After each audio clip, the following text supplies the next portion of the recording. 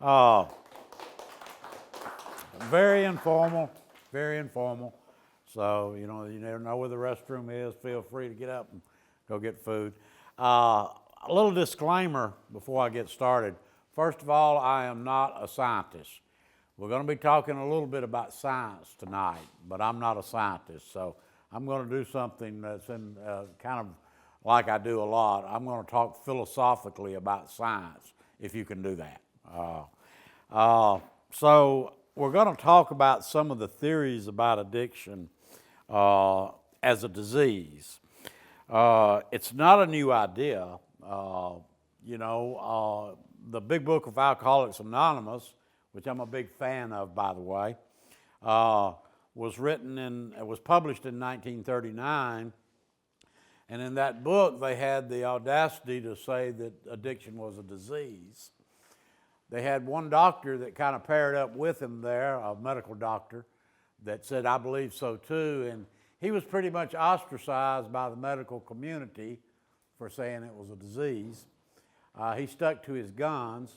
I'd like to say that today Dr. Silkworth has been vindicated because modern science now has proven it's a disease. And so what kind of a disease is it? And one thing about a disease, I'm not going to go through all the criteria that the American Medical Association says a disorder has to meet in order to be called a disease. We're going to talk about one of them that has been really hard to prove. Some of the others are relatively easy to say this fits the criteria to be called a disease. But one of the criteria is a measurable deviation from normal of an organ in the body. And of course, they're talking about the brain. Well, an autopsy can show brain damage, and you can say this is probably because of substance abuse and things like that. But that doesn't prove it's a brain disease. That's a result of abuse. And so it's really only been in the last 10 years with the advent of the MRI and the PET scan and that kind of technology that scientists are now are able to say that we can prove that there is a measurable deviation from normal in the brain of the brain of an addict, and they can scientifically show you here's what's happening, and this is not normal. So we're going to talk about some of that. I'm going to talk mostly from a very practical point of view because I'm not a scientist. I'm not here to defend scientific theories. I'm going to talk about some of the theories that I believe have been groundbreaking theories. I'm going to talk a little bit about, I'm going to go back to the 1950s and talk a little bit about Dr. Olds and Milner. Dr. Olds was a research scientist and Milner was his graduate assistant. They were working with rats. I think it had something to do with pain, and they had taken the skull caps off of the rats, and they were just kind of poking around with little electrodes that emitted a tiny charge. And actually, they put them in two different places, and one of them came loose and accidentally touched another area of the rat's brain, and they noticed that this rat seemed to get a lot of pleasure out of that. And so this was in the 50s, and that was a major breakthrough, and that was later they called that the pleasure circuit. We're going to talk a little bit about that. But that kind of started a lot of the looking at the brain as far as addiction. A little something about that, they found, and I'm going to talk about this later, they found that they could place one of the electrodes in an area of the brain called the ventral tegmental area and another in the area called the nucleus accumbens, and the rat loved it. And so they hooked it up to a pedal where the rat could hit the pedal and administer the little tiny charges to those two areas of the brain. And what they found is that's all the rat would do. He would stand there all day long and hit that. He wouldn't eat. He wouldn't drink water. He wouldn't mate with other rats. That's all. So they carried it up a notch. They said, let's do this. Let's put an electrified grid in front of the pedal that he has to stand on to hit the pedal. And when he hits the pedal, he gets a real bad shock. And the rats would fry themselves hitting that pedal. So this was early stuff that really started a major breakthrough. And then probably in the 90s and in the late 90s and early 2000s, another doctor came along named Roy Wise that started talking about what we're going to talk about today, the dopamine hypothesis.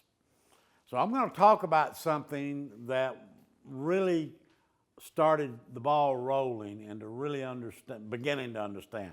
Now, having said that, neuroscientists, which I'm not obviously, neuroscientists will tell you that when it comes to the brain, they understand the tip of the iceberg. Well, me not being a neuroscientist, I would be pretty liberal to say I understand the tip of the tip, okay? So the brain is the most complicated thing, period. And so it's a long way to go, but I really believe that there will be some major breakthroughs in treating addiction. Possibly within my lifetime, major breakthroughs that are going to make significant, and I think it will come in the field of neuroscience. I believe that, all right? So we're going to talk about the brain. We're going to talk about it in a very general way, really, really oversimplified. So let me draw a brain up here, and also you'll notice I'm not an artist either, okay? So let me draw us a brain up here. Okay. And we're going to talk about this part of the brain, the frontal cortex. And we're going to actually zero in on this part of the brain called the prefrontal cortex. We're going to talk about the role it plays in us as humans, and then we're going to talk about the area that's called the midbrain. And that's not anatomically correct, okay? The midbrain. All right. And we're going to talk very simply about what happens, the theory about what happens in the brain. Let's go here. This is the triumph of it. This is what separates us from the rest of the animal kingdom, the prefrontal cortex. Animals learn different ways. They learn, of course, most of you are familiar with classical conditioning, and then you have operant learning. But the human animal is the only animal that can make choices based on morality, based on values, based on priorities, okay? So that's what we want to remember. It does a lot of, all the frontal cortex does, that's where we see and smell and all kinds of things. We're going to focus right up here. And because this has to do with addiction. This is the most pertinent part of addiction. So we can say what separates us from the rest of the animal kingdom is that we can make choices based on morality. Right or wrong. Values, priorities, etc. Okay. And that's what we do. Now, this part of the brain has really evolved over the last 100,000 years. As a matter of fact, the early skulls, they found there was a pretty kind of a sloping forehead, but 100,000, 75,000, 50,000 years ago, they noticed that this part of the brain, the skulls that they found, was expanding, and it was obviously to accommodate the expanding prefrontal cortex. So this is the triumph of evolution here. This is what separates us from the rest of the animal kingdom. Animals don't make decisions based on right or wrong. They make decisions based on reward, punishment, some type of, but we're the only ones that can do that. Now, we're going to talk about the midbrain. The midbrain does not think.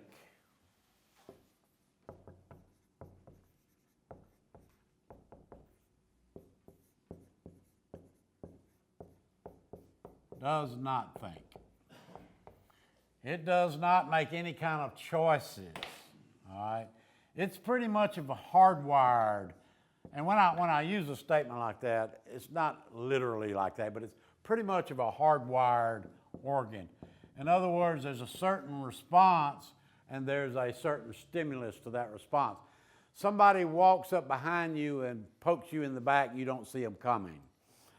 you respond to that. You don't think. You don't say, well, let's see, I seem to be getting a sharp finger in my back. I think I will take some action in order to move away from that. Doesn't happen. You react without any thought. You don't know what you're going to do because there's no thought involved. Well, that's what the midbrain does. It's hardwired. There's a certain stimulus. For every stimulus, there's kind of a certain, not that you can't change your responses, but there's no thought and analyzing involved in it. Okay? It is designed for survival. It is what keeps us alive. All right? And it does a good job. Therefore, it has evolved very little over the last 2 million years. It didn't need to. It was doing what it was getting paid to do, doing it well. Okay? This is a very important part. And let's talk a little bit about the midbrain, and then we'll talk about the theory of what happens in addiction. Let me make up a little scenario here. I have an 8-year-old grandson. And let's say I'm standing here, and I'm making this up, okay? And my 8-year-old grandson slips up behind me and pokes me in the back without me knowing it's going to happen. And without any thought, I just sling my fist back. And I turn around, and there's my 8-year-old grandson with a bloody nose that I've hit him. Well, after that was a midbrain action. There was no thinking involved in that. It just happened. But after it happened and the stimulus was removed, then this part of my brain kicked back in. And I said, look what I have done. I would give my life for my grandson. And I've blooded his nose. And it analyzes what just happened, and I start feeling guilt. And I start feeling shame. I feel horrible about what I've done. And I'm petting on him. I'm saying, Carter, I'm so sorry. And I'm putting a wet rag to his nose. I would never do that. I love you. I will never, ever again hit you in the nose under any circumstances. Do I mean it? Of course I mean it. I mean it with all my heart, if you will. Okay? I mean it with all my heart. I will never harm that child. 3 months later, he slips up behind me, pokes me in the back. What possibly could happen? I could possibly do that again. Well, wait a minute. Does that mean that I wasn't truly remorseful? Does it mean that when I told him I was sorry, I didn't mean it? It means that a certain part of my brain got activated that, if you will, overrode this part of my brain that makes choices based on morality, values, priorities, and I did something compulsively. I was compelled to throw my fist back. All right? Now, we could make more examples, but I'm going to stick with that because I'm going to have to kind of watch my time. Let me say something. Another disclaimer I'm going to make here is that when I'm talking about these things, and what I do is I talk to patients in residential treatment about addiction education. I don't call myself a teacher. That sounds too formal. I get in front of people and talk about addiction. And when I'm talking to patients about this, I see them, well, I don't anymore. I used to see them 5 days a week for an hour every day, 3 days a week now. But the point is, I had, if I was talking about something and I ran out of time, I could say, we'll pick up tomorrow and pick up next segment tomorrow. Well, I can't do that in this confined time. So I wrote me a cheat note here, so I'll try to get everything done and won't get, because I know y'all don't want to stay here 2 or 3 hours, do you? No? Okay. All right. So that's a function of the midbrain. All right. Now, so the midbrain keeps us alive. Let me make one more example. I'm going to make an example that I make sometimes in the family program, and I'm going to use my friend Aramy there as an example. And Aramy is, she's not really, again, it's fictitious. Aramy is my niece. And I have been in her life since the day she was born, and we have a very close connection. I love her dearly. She loves me dearly. She trusts me explicitly. And so I'm going to do an experiment with Araby. And here's the experiment, Araby. What I'm going to do is I'm going to ask you, and I'm not really going to ask you, I'm going to ask you to come sit up here in front in a chair. And I'm going to do an experiment with you. Now, what's going to be absolutely required for you to successfully complete this experiment is that you trust me 100%. Do you? Absolutely. You know I would never harm you, right? Okay. Matter of fact, I probably would sacrifice my own life to save you. That's how much I love you, okay? So here's the experiment. I tell you what, let's do. Let's make it interesting. Not only, if you successfully complete this experiment, I'm going to give you $10,000. How's that? Yeah. So you got a lot of motivation for this to complete. All right. So up here in this part of her brain where she thinks and reasons and analyzes, she says, I trust this guy explicitly. He would never hurt me. And if I just do what he asked me to do, I get 10 grand. There's a lot of motivation up here, isn't it? Okay, here's the experiment. Amy comes sit in the chair. She comes and sit in the chair. And I say, okay, here's what I'm going to do. I'm going to take my right index finger and thumb, and I'm going to close your nasal passages off. And I'm going to take my left hand, and I'm going to clamp it over your mouth. And I'm going to cut your oxygen off. However, before your brain gets stressed enough to where you pass out, I will let go and let you breathe again. Trust me? It's going to take a lot of trust to do that. You know I would never hurt you, okay? So she gets up here, 10 grand too right now. Pretty good motivation here. She gets up here, and I do this. And what happens? What's going to happen? She's going to fight. When? I don't know. But at some point, her brain, her midbrain that keeps her alive, is going to compel for her to grab my hands and move them. Okay? So no matter what she vowed and no matter what kind of commitment she made and no matter how much she loved me and trusted me, under certain circumstances, this part of the brain overrode that and she was compelled to some action. Okay? Sounding familiar? All right.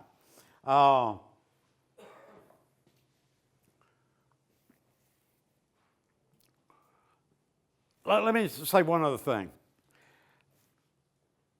Again, this is not exactly literal, but this is a good way of thinking about the non-thinking impulse. I put hardwired. Let me put impulse-driven.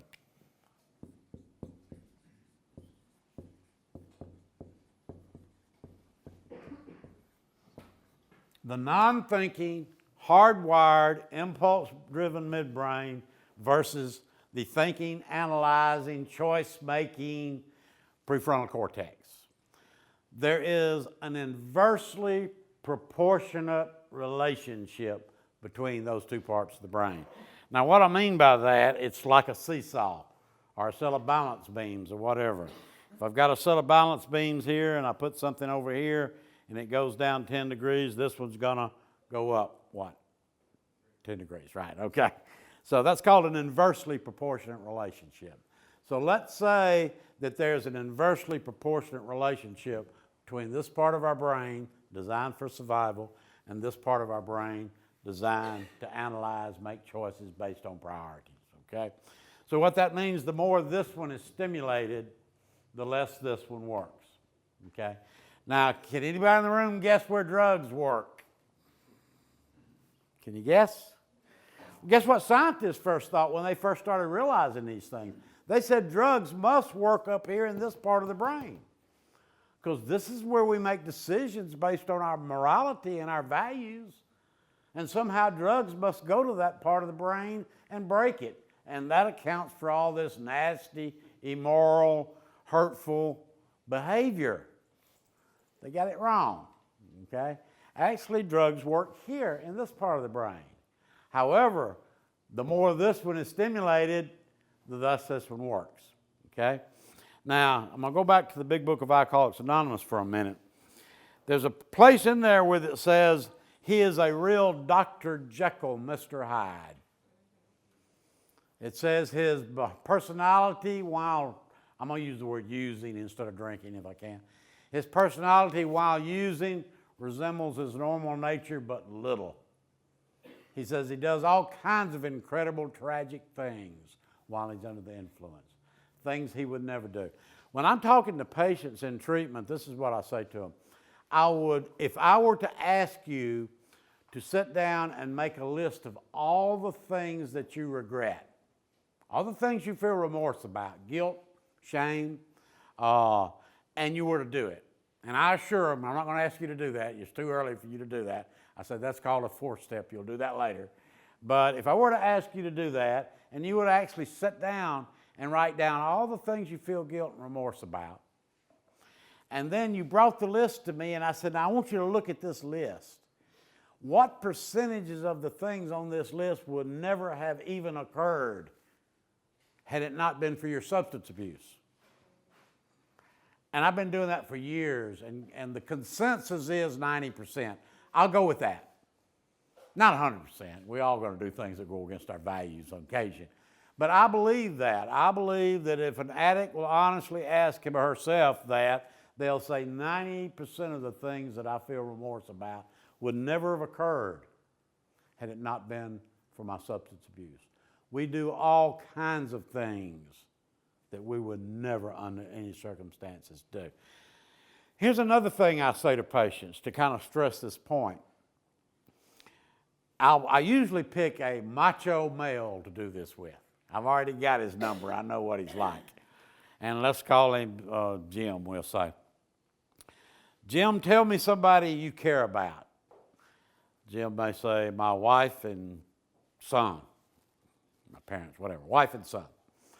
I go, okay, Jim, let me ask you something. If I, Gary, this old man right here, if I had caused your wife and son 50% of the emotional and mental turmoil that your addiction has caused them, what would you do to me? All right, I know what Jim's going to say. That's the reason I picked him. You know what he's going to say, don't you? Huh? Oh, whoop your ass. I give him a little moment. I go, I believe you, Jim. I believe you. You would. I'd think less of you if you didn't. Let me ask you this, Jim. What if I persisted? What if I continued to do it despite you whooping my ass? What would you do then? Well, I don't know. How far would you go, Jim, to stop me from causing this kind of emotional and mental pain to your loved ones? Would you take my life? Would you kill me and go to prison to stop me from causing this kind of pain? And you know what Jim says? Yes. And I say, I believe you. But it's not me doing it, Jim. The point I'm trying to make is the conflict that arises as a result of this. Now, the next session we're going to do, we're going to talk about a psychological defense against that conflict, your denial system. Because there's no greater conflict in your life than the pain, an active addict, than the pain that you're causing your loved ones. You would not allow another human being to do it. And if there's no conflict, then you're a sociopath. Okay? And I don't think that's the case with most addicts. Most sociopaths don't make it to treatment. You know, they don't care enough to come to treatment. So there's a tremendous conflict going on, right? And we'll talk about that a little bit later. So let me move on. Let me change gears a minute. What we've talked about so far is how the midbrain is such a powerful thing, and how in a case of survival, fight or flight, it overrides this part of our brain, and we do things that we wouldn't typically do. So when an addict starts using, I've never met an addict yet who said it was that first hit or that first drink or whatever that made me act crazy. No, it wasn't that first one. It was that 9th or 8th or 9th or 10th one that made me do all this stuff. Well, have you thought about cutting back? And of course, they're going to say, well, yes, I've thought of it.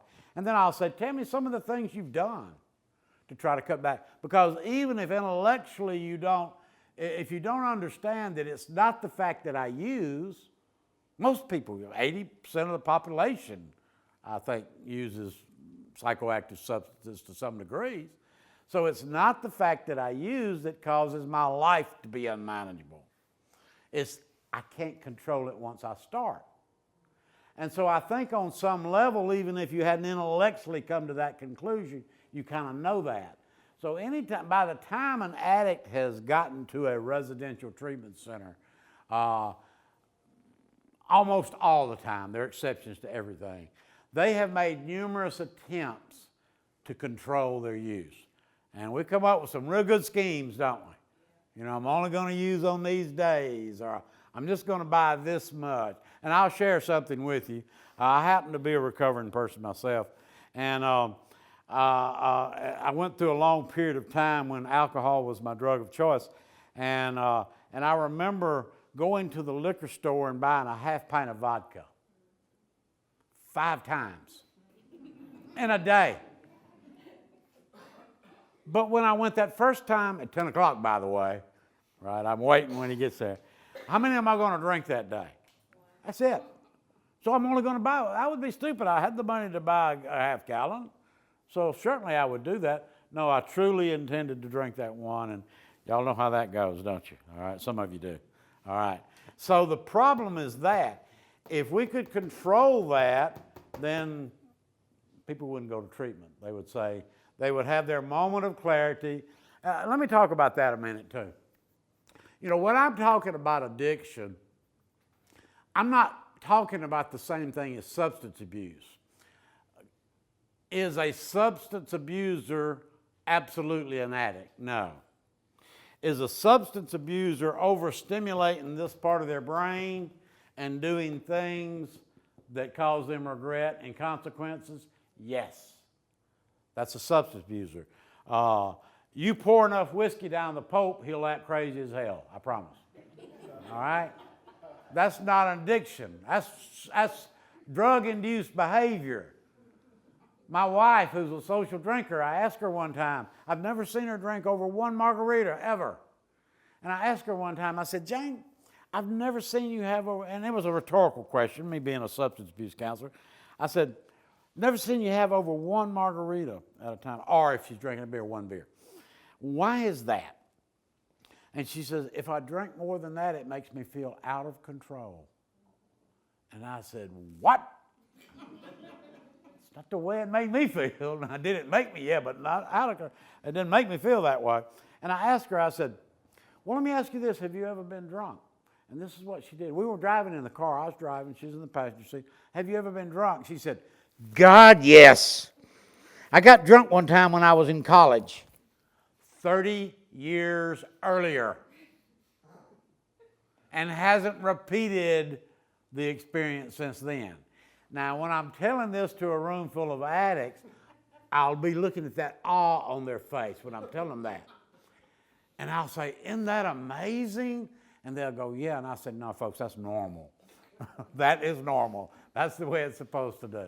An abuser can be an abuser by choice, but they can also choose to stop abusing. Something will happen. They'll have this moment of clarity where they will say to themselves, what I'm getting from this is no longer worth the consequences that it's costing me. Cost benefit doesn't work anymore. I'm going to cut back, possibly, and actually do that, or I'll just quit. End of story. Okay? So, and I've had people say, Gary, you might not should be saying those kind of things to people in treatment. Well, that's the truth. Man, my job is to tell them the truth. The fact is, if they're in treatment and they haven't figured out a way to cut back and keep from going to treatment, then they probably belong in a mental institution, don't they? Something wrong with their thinking.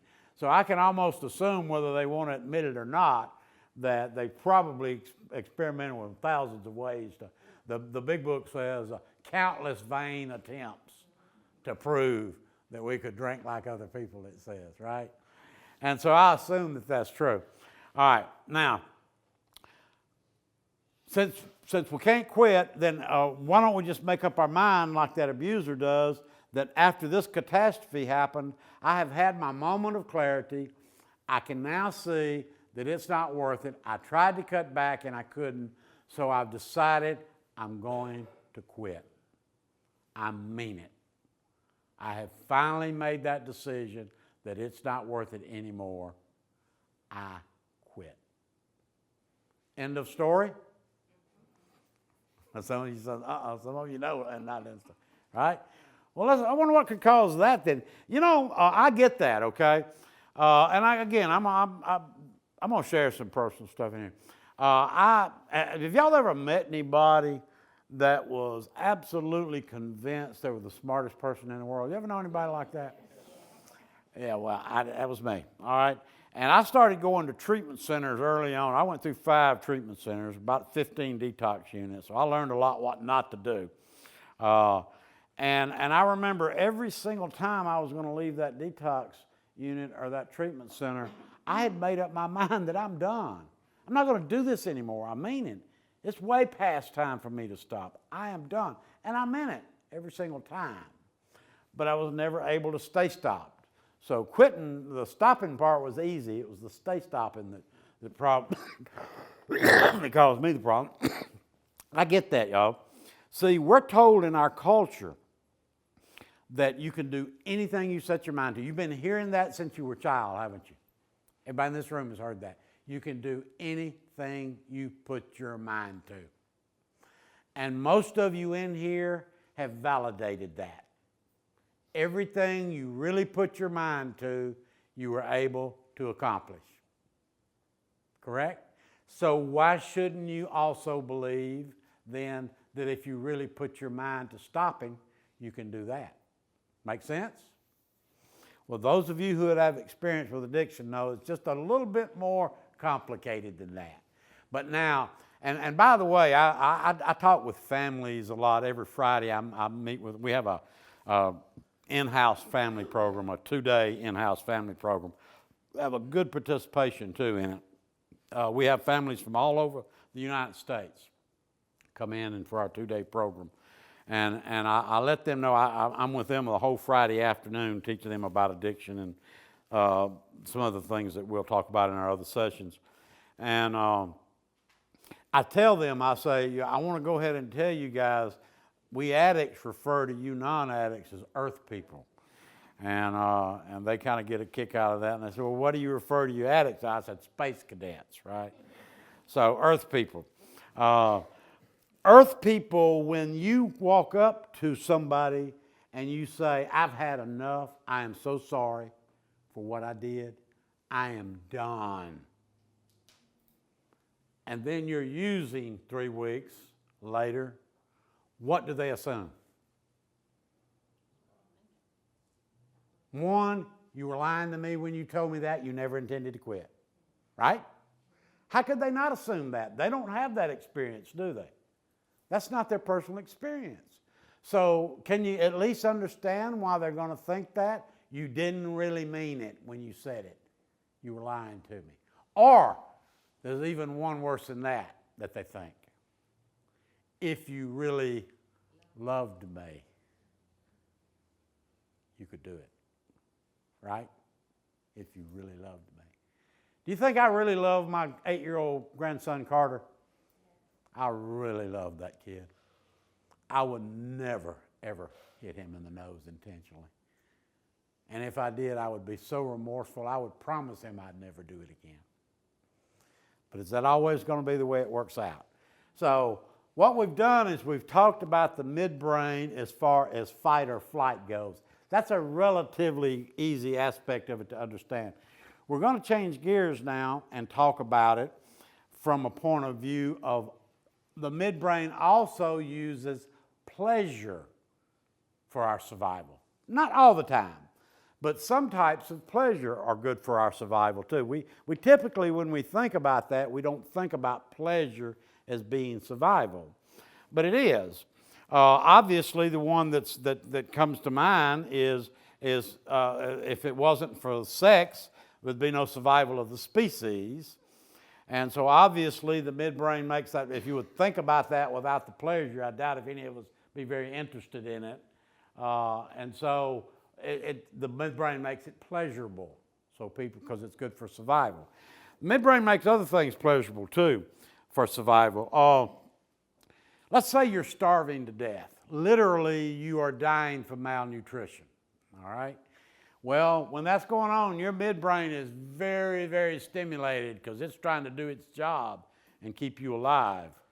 And I roll a wheelbarrow full of broccoli in here and I set it down.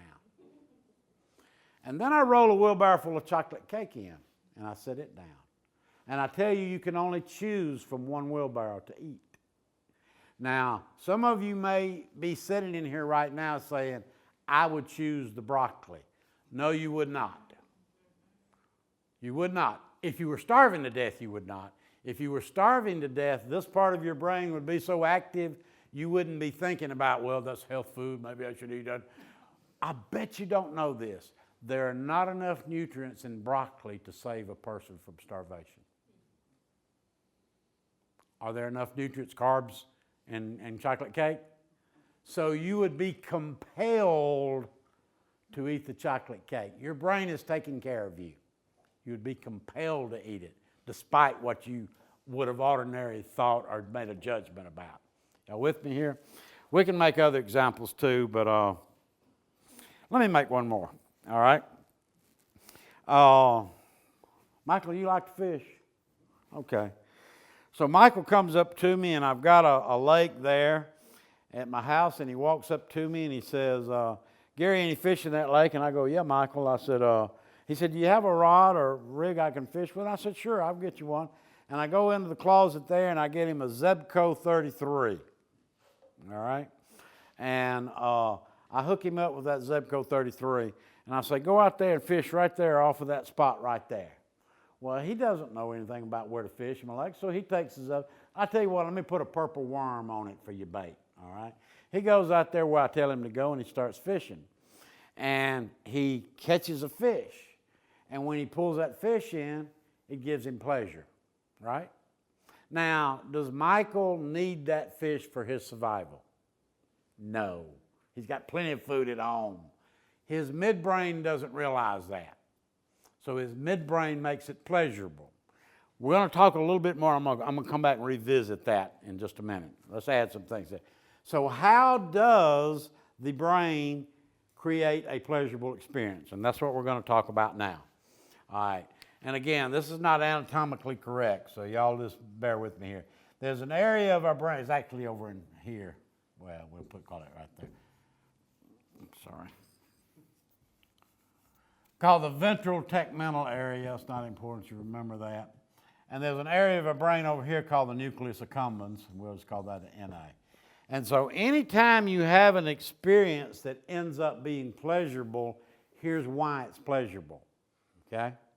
I'm not saying a pleasurable experience causes this to happen in your brain. I'm saying it opposite. This in your brain is causing the experience to be pleasurable. Here's what happens. You have a certain kind of experience. Doesn't matter what it is. You have an experience, and the ventral tegmental area sends a message over here, and it says, release some feel-good chemicals. And it releases a cocktail, if you will, of feel-good chemicals up here. And one of those chemicals is called dopamine. Now, the way this dopamine was the beginning of the story about how scientists first discovered dopamine goes back to the story of the rats that I started with. That's how they finally isolated. And when they isolated dopamine and kind of named it, they said, we believe we have found the neurochemical that creates pleasure in animals. Well, they were way too optimistic. It is much, much, much more complicated than that. But they knew that dopamine played a part in a pleasurable experience. It's a much bigger picture than just dopamine. So now what scientists know is dopamine plays a very special part in a pleasurable experience. And when the brain releases dopamine, this is the message that it sends. What you just did, that, no matter what it was was better than you expected. The novelty of it, it was better than you expected. It may be good for your survival.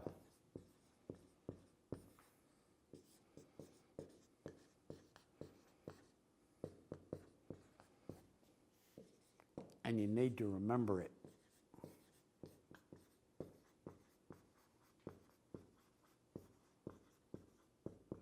In order to prioritize it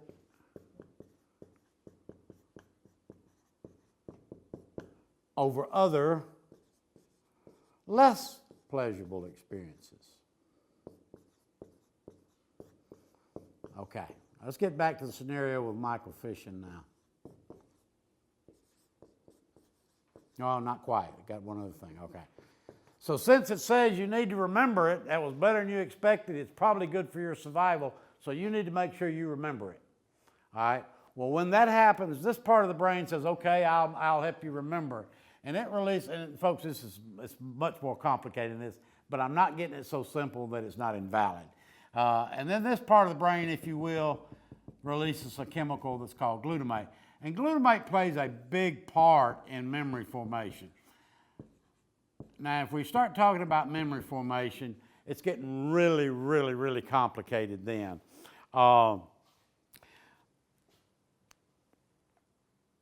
There's explicit memory. What'd you have for breakfast this morning? That's short-term memory. You're able to pretty much think, well, let's see, I had this, this, and this. And then there's another kind of memory that it's more implicit. It's you don't intellectually know it, but it's built into your midbrain. All right, so it says you need to remember this, and so it releases glutamate, and the glutamate helps you to remember that experience. So let's go back to the fishing. All right, Michael, I gave you a Zebco 33. I tied a purple worm on it, and I asked you to fish from a certain spot. You did that. When you caught the 2-pound bass, your brain released some dopamine. It says, boy, that was better than I expected. That may be good for my survival. In reality, it's not, but in the primitive brain, it is. I need to remember that. And so this part of the brain released some glutamate down there so he could remember it. So Michael wants to come fishing again next week, and he says, can I fish here again, Gary? And I say, yeah. And I say, what reel do you want to use, Michael? Zebco 33. What kind of bait do you want to use? Purple worm. Where do you want to fish from, Michael?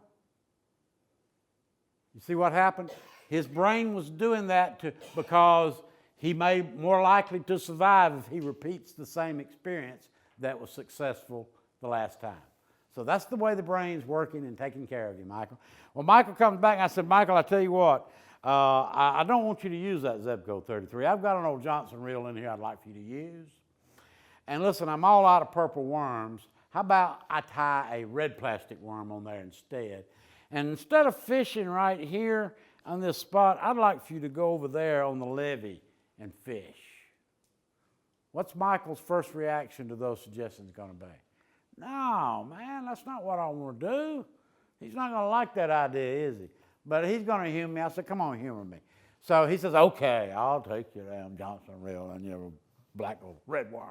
I'll fish off the levee. And he goes over there and he starts casting. Hadn't got a good attitude. He's mad at me. And after 3 or 4 casts, he hooks a fish. And he pulls it in. And it's a 7-pound bass. So what do you think his brain does that time? Releases more dopamine. We can say that it's 3 times better for survival than the 2-pound. So it's going to release more dopamine, right? And it's going to release more glutamate. Therefore, the 3rd time you come fishing, what are you going to ask for? Johnson, red worm, fish off the levee. I'm not going to beat that to death, okay? So that's what happens in the role that dopamine plays. Now, this research right now that we're talking about was first kind of introduced in the 90s and in the early 2000s.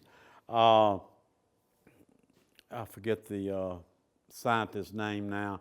And everybody jumped on the bandwagon because this made some sense. And as the research is growing out, scientists are beginning to think that maybe they are putting too much emphasis on the dopamine role. And I'm just saying that kind of as because as science progresses, they're learning more and more about this. Not that dopamine doesn't play a role in addiction. What the scientists are saying now, dopamine may play a major role in your first experience with using. But we don't have the time we're not going to go there, all right? We're going to stick with this because this is not untrue. It's just more to it than we're going to talk about, all right? Now, let's change gears for a minute here. Let's say I'm a Neanderthal man, 65,000 years ago. My wife calls me that sometimes anyway. And I'm sitting in my cave, and I'm beating on a rock or whatever, and I'm hungry. Well, I know I've eaten plants. I have experience eating plants. And so I go out there to the woods, to a new area of woods that I've never been to, and I'm going to forage for some plants. And I don't have any experience of eating any of the plants that are around me, so it's all going to be random. So I'll just pick this particular plant right here, and I pick it, put it in my bag, skin bag, whatever, and let's call that plant A, okay? Well, let's see. Before I go back to the cave, I'm going to pick some of this plant too. We'll call it plant B. Pick some of it. I might as well get some of this plant C. So I go back to my cave, and I got 3 different types of plant. Plant A, plant B, plant C. I have no experience with any of them. I sit down, and I boil it or roast it over the fire, whatever, and I eat some of plant A. And when I start eating it, it tastes real good, and I go, man, that stuff is good. I love that. What that probably means, according to our theory, is that plant probably has a lot of nutrients in it. It's probably good for my survival. Probably sweet. Probably got sugar in it, which when the survival, we're not talking health food anymore, okay? We're talking survival. So it's going to taste the best. And I'm going to eat it, and I'm going to say, man, I like that. Well, when I ate it, my brain released dopamine. It said, boy, that was good. That may be good for your survival. You need to remember it. So I'm taking a good look at that plant because I want to remember what it looks like. Well, let me try some of plant B. I try some of plant B, and I go, it was pretty good. Not as good as plant A, but it's pretty good. I like that okay. So my brain again released some dopamine, but not as much. So I remember it, but not as well. Let me try some of plant C. And I eat some of plant C, and I go, oh, man, that's horrible. Oh, God, that tastes horrible. I don't like that. Well, according to our theory, then it probably does not have nutrients in it. It's probably not good for my survival, and so it didn't give me pleasure. So I don't remember it, okay? Now, I'm going back to the woods. I'm hungry again. What am I looking for? I'm looking for plant A. Of course, my brain has done that for me. I'm a Neanderthal man. I don't understand nutrients. I don't understand anything like that. It's taking care of me. It's ensuring my survival, okay? So I go out there, and I'm looking for plant A, and I can't find any plant A. But there's some plant B. So what do you think I'm going to do? Yeah, I'll settle for that. Remember I said it prioritizes? Plant A was my top priority, but I'll settle for B because it's good for my survival too. So I'll take some plant B back, right? What if I can't find plant A or plant B? There's some plant C there. I'm going to find plant D. You see what I mean? And to me, it's about taste, but to my survival brain, it's about what's best for me, okay? So I'm going to leave C alone and find a plant D. All right. Now, let's go back and let's tie this thing together here for a minute now.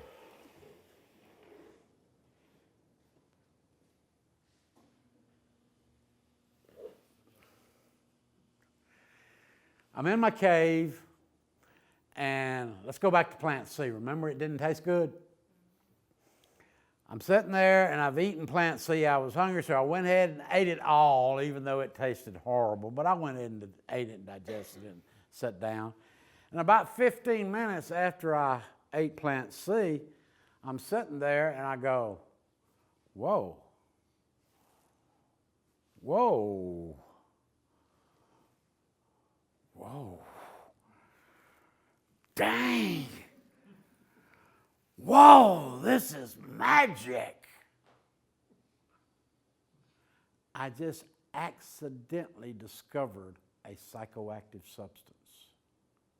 And what it did, it fooled my brain into releasing huge amounts of dopamine, more than plant A or more than plant B.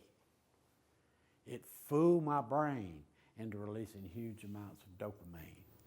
And when it did, not only did I say, damn, that was better than I expected, but my brain, I didn't say it. Down here in this part of my brain, it also said, that may be good for your survival. That's what we call implicit memory. And I need to remember it. Now that works up here. So I'll be able to identify it later, okay? So I'm hungry again, right? I'm hungry. I need something to eat. I'm going to the woods. What am I looking for? Plant C. I'm going to trample plant A and B. Getting to C. And I take that C back to the cave and I eat it, and man, it's great. No nutrients. What's happening to me though as I do this day in and day out? I'm beginning to lose weight, right? I'm beginning to get malnourished. Well, the more malnourished I get, the more my midbrain kicks in and says, man, you need to survive.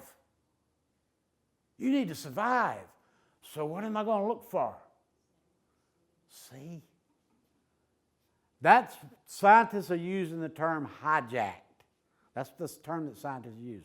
And that, in a real simplified way, it is so much more complicated than this, but that is the theory of the hijacked brain with using the dopamine hypothesis, okay? Now, what begins to happen is the more I use this substance, the more it creates a pathway, if you will.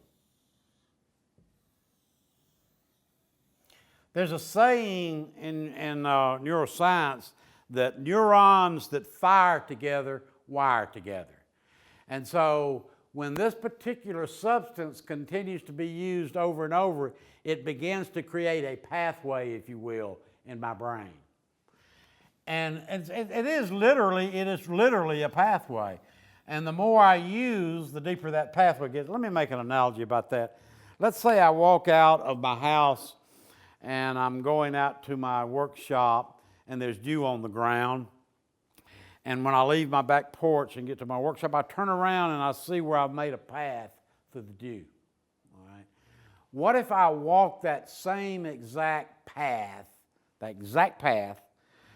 5 times a day for 10 weeks? What's going to be happening to the grass? It's going to start turning brown and dying. There won't be any grass. But I continue to take that same path. 6 months later, there's an indentation in the ground where I'm creating a path, right? Theoretically, if I keep doing that, that path will keep getting deeper, right? The same, it's a good analogy for what happens in the brain. The more that particular mesolimbic pathway is used, the deeper it gets. It gets so powerful that other pathways begin to have very little effect anymore, all right? And so what happens is the more I use, the more that's reinforced that it's survival. Now, I want you to understand, I am not suggesting, matter of fact, I'm suggesting the opposite.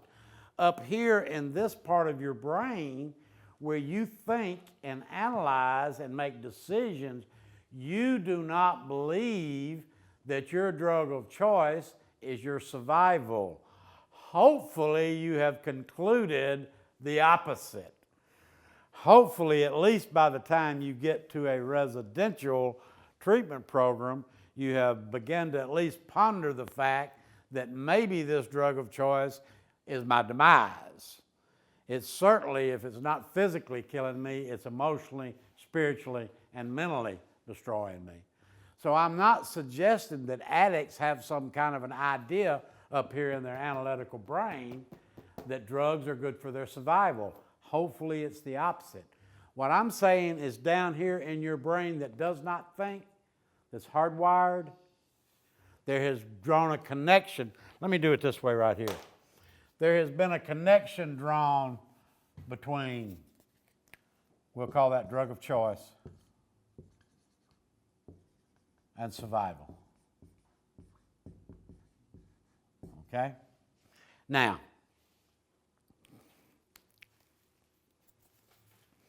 let's go back to a little experiment with Aramy a while ago. I said to Aramy, before your brain gets stressed enough by lack of oxygen for you to pass out, I will let go and allow you to breathe. Let's talk about my grandson poking me in the back. All of those examples that I made had to do with stress, some type of stress. Physical pain, is that stress on the brain? Yes. How about emotional pain? How about guilt, shame, fear, grief? Is that stress on the brain? Sure. All right. So in this process of me using this substance over and over, I am piling up stress. Remember I said what percentage of the stuff you feel remorse about would not have occurred?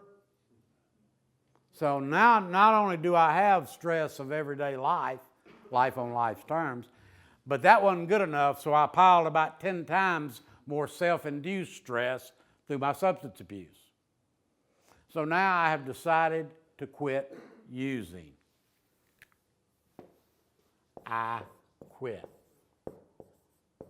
And I mean it. I absolutely mean it. I'm not going to use anymore. It is not worth the consequences. My moment of clarity. We've all had them, haven't we? So I quit using. Now, let me say something about psychoactive substances. They are wonderful chemical repressors of feelings. Not just negative feelings. They don't just repress guilt and shame. They repress joy too, don't they? They are beautiful feeling repressors. And so what happens is when I'm using and all this conflict is being created between the difference between my values and my behavior and creating all the guilt and the shame, what do you think I'm doing about all that guilt and shame? Anybody guess? I'm using more. It takes more to not feel that way anymore. Well, the more I use, the more I go against my values, so the more guilt and shame I create. Well, the more guilt and shame I create, the more I've got to use to repress the feelings, and I'm in that downward cycle like that. Some of you have been there and know what that's like, okay? Where was I here? Okay, I quit and I mean it, all right? Now, I'm going to make a pretty absolute statement here, and I may retract. No, I'm not going to retract it, I don't think. By far the biggest cause for relapse, and let me talk about relapse in a minute, is stress. Stress causes relapse.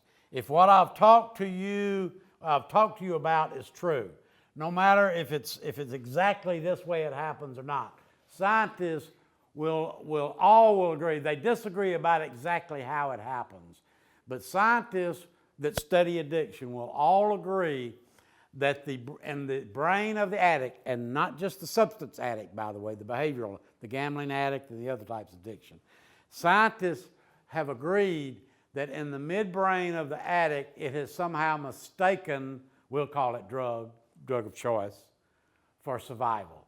Exactly how that happens is still a lot of research to go. This, what we talked about, is just one theory, the dopamine hypothesis. But they will all agree that somehow that the drug of choice has been connected to survival, right? But I'm going to quit using that drug of choice because up here in this part of my brain, I know it's no longer worth it. It's turning me into somebody that I'm not. I'm hurting loved ones. I'm hurting people that I would kill someone else if they did it to them. It's so against what I believe in, and I mean it if I've ever meant anything in my life, I'm not going to use anymore. Okay? Now, I don't know about you guys in here, but when I was 13 years old, I first drank alcohol. And it was pretty magic for me. I was an anxious child, and it was pretty magic. And I found a good way to cope. And I took right to it also, man. By the time I'm 16, I'm drinking every day. And of course, all the consequences are already happening in my life already, so I'm creating anxiety over all my consequences. What do you think I'm doing about that? Drinking more. I'm already in that cycle, even at that young age. I'm already drinking to deal with consequences already. All right?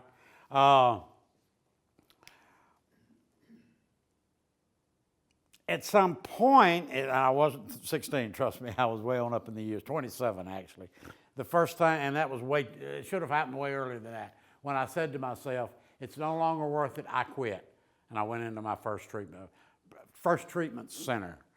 Probably I had made that decision or to some degree earlier. But I know I absolutely meant it, and I meant it. And I came out, and I tried my very best to not use anymore. But I had not learned any coping skills growing up.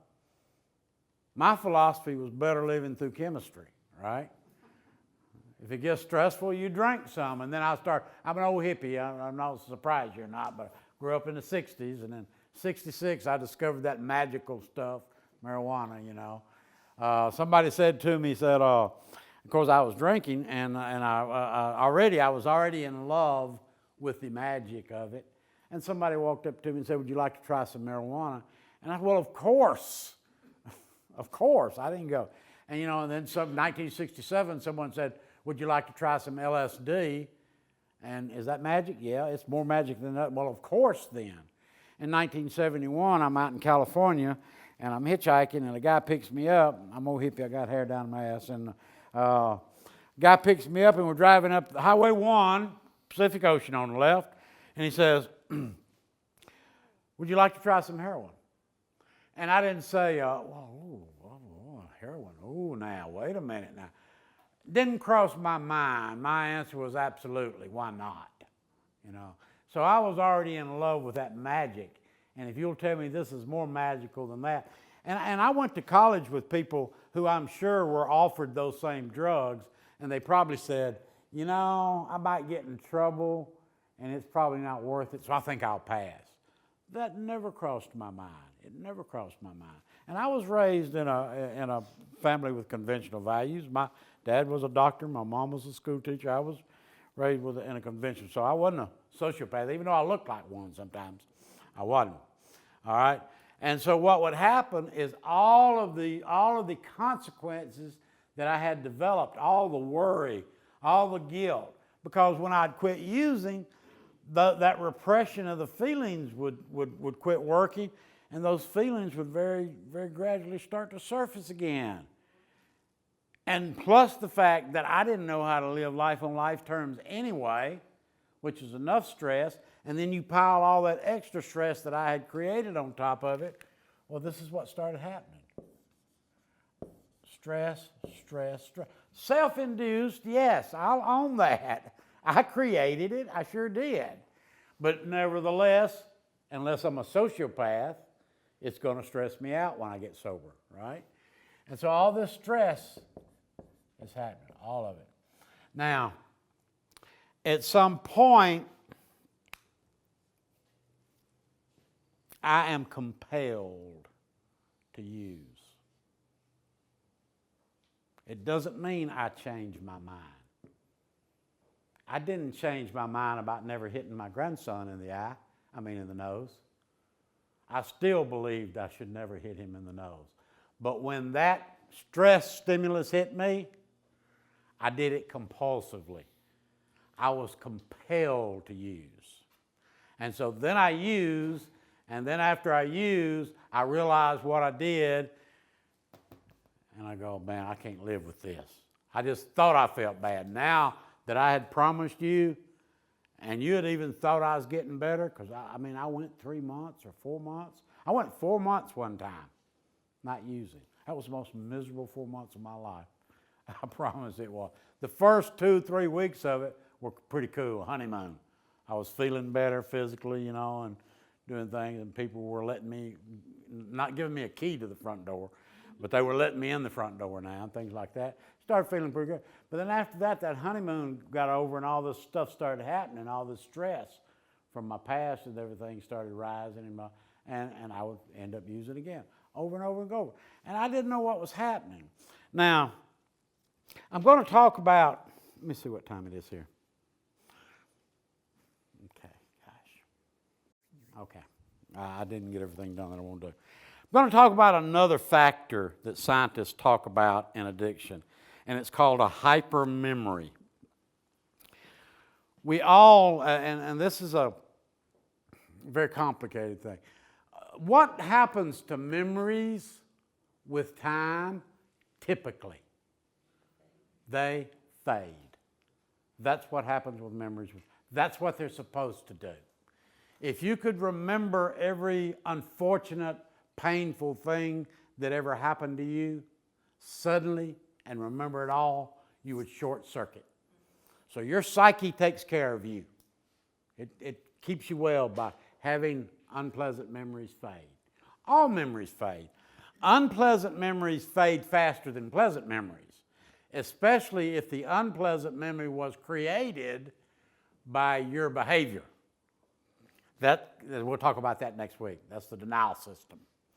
If the unpleasant experience was created by you going against your values, you got a little push making it fade faster, call your denial system. All right? So we will agree that memories typically will fade with time. What scientists are saying, and it's probably because of the early use of drugs in the early stages, that when you discovered your drug of choice, when you talk to recreational users, social drinkers, whatever you want to call them, you talk to them and you say, do you remember the first time you ever used? They will go, let me see, I think I might, no, I believe I was, ask an addict. Remember the first time you ever used? Matter of fact, let me tell you what will happen to them. You get them comfortable and ask them that, start talking to them about it. You can see the dreamy-eyed, man. They go back. Because that was a very powerful experience. It was truly better than they expected. It was truly better than they expected. And so the brain really put a lot of emphasis on that experience, and it really remembers it. It's much more complicated than this. But what scientists are saying, that what happens in addiction is what's called a hypermemory. What the addict remembers is not the last time they used. Guess what the addict remembers? The first time. The best time, typically the first time. How long has that been? You talk to an addict. How long has it been since you got that particular powerful pleasure? Oh, it's been 10 years. So what about since then? No, it's getting less and less and less. What is your brain anticipating every single time you use? That one. That one. That's not normal, folks. That's called a hypermemory. All right. And scientists are talking about that. This happens in other types of addictions. When the gambling addict is driving to the casino, is he remembering going bankrupt? Is he remembering losing his family over his gambling? What do you think he's remembering driving to the casino? At best. By the way, scientists are now saying it's really not that winning that causes their dopamine release. It's really the near win that does it. But that's a whole nother, we won't go there. But anyway, whatever causes their big surge of dopamine, that's what they're remembering. And in the interim, there's been all kinds of tragedies. That's called a hypermemory, okay? All right. Now, unpleasant memories, unless you have something that goes wrong in your brain that they call post-traumatic stress disorder. That's a disorder, meaning it's not working right, not supposed to happen. Unless you have an experience of post-traumatic stress disorder, then your unpleasant memories are going to fade with time, right? You add what we're going to talk about next week, the denial system to it, and they're going to fade even faster. So let's put this together and see what it looks like. What if scientists are right? What if addicts have developed a hypermemory where they're able to remember the very best feeling they have ever gotten from their drug of choice vividly, even though it may have been 20 years ago? They're able to remember that vividly. Whether that's an explicit or an implicit memory doesn't really matter that much, whether it's in this part of the brain or in the midbrain. They're able to remember that best feeling they've ever gotten. And it's always ready. It's not always in their face, but it can be triggered by anything, can't it? You don't have to be doing anything wrong. You know, memories are layered. When a memory develops, and that's something that scientists probably understand the least about right now, especially long-term memories. But they do know that they're layered. Memories are made of sights, sounds, smells, feelings, geographic locations, a lot of things. And so what happens is there's all kinds of different things that accompany that memory of the first time you used. And you may not be consciously aware of it, but that hypermemory is sitting right there waiting, and something can trigger it. And those of you in recovery know what I'm talking about because it's happened to you. Now, you can set yourself up for that. If you're an alcoholic, you can say, I'm going to the bar, but I'm not going to drink. You're right. Now, you're setting yourself up for the hypermemory. It's going to happen. But it can also happen innocently with you not doing anything wrong. It can trigger from anywhere. A feeling can trigger it. A sound, a song, different things can trigger it. All right, so let's say it's sitting right there ready to jump up at any time. And you don't know if it's going to happen or when it's going to happen or anything. Now, so let's let my right fist represent that very vivid memory of the best feeling I've ever gotten from my drug of choice.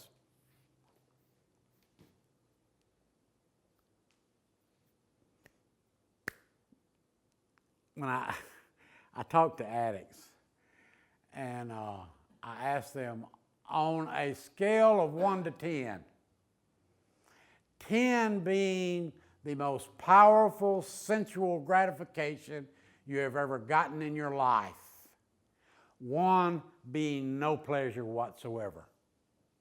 How would you rate the feeling that your drug of choice gives you? Guess what addicts say to me? 10 being the most powerful sensual gratification you've ever gotten, 1 being no pleasure, whatever. Rate that feeling that your drug of choice gives you. Guess what they're going to say? 12. It's a 12 on a 10 scale.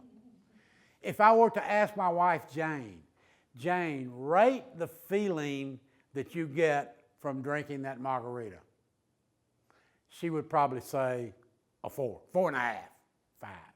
That's a whole other ball game. We're going to talk about some of that in my third, the third module. We'll talk about what I call an emotional predisposition towards addiction.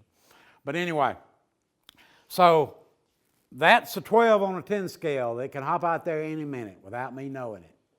This is the awareness or the memory of all the hell that using this has put me, not just me, more important than me, my loved ones through. Okay? Here we go. Hypermemory, does it fade? What happens to the unpleasant memories of all the pain that I've caused my loved ones with time?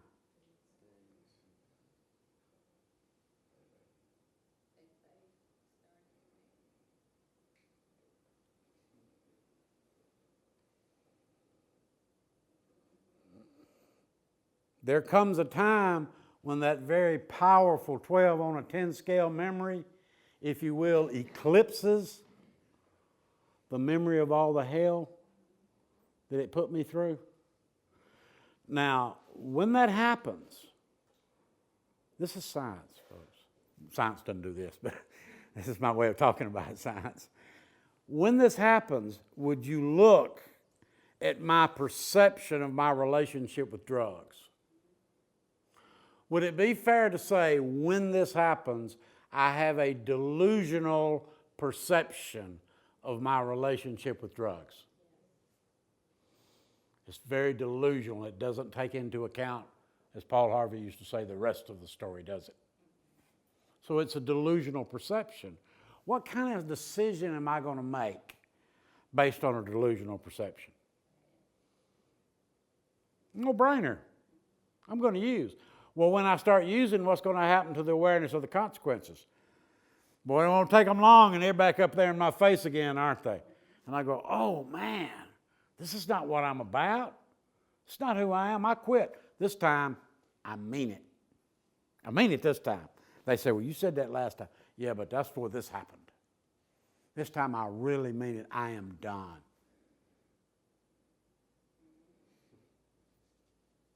I use again. And I quit again. And I use again. You know, you keep hearing me talk about that book, the big book of Alcoholics Anonymous. It is an amazing book. Those people got it so right. The longer I stay sober and the more I read about the science of addiction, the more amazed I am at those people.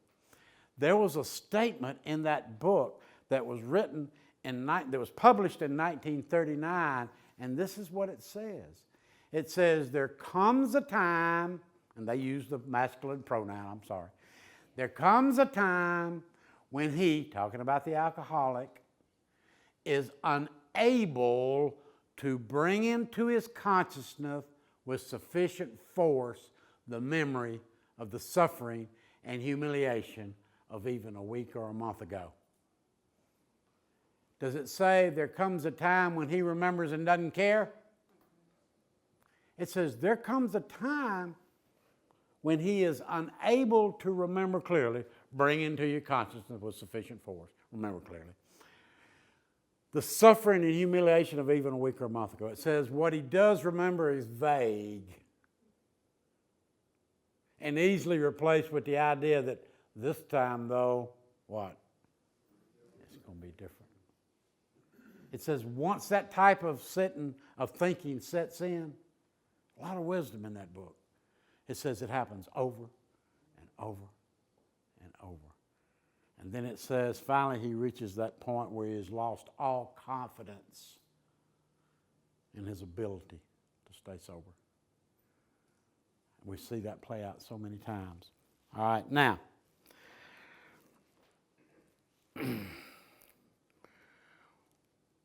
I believe and I hope, this is wishful thinking, but I think this is realistic. Neuroscience is going to find a major breakthrough in treating addiction, hopefully within the next 10 years, because the research is growing exponentially now. You know, back in the 70s when I was using heroin, most people that were using heroin were either lived in the ghettos or hippies, and nobody gave a damn. I'm sorry, but they didn't care.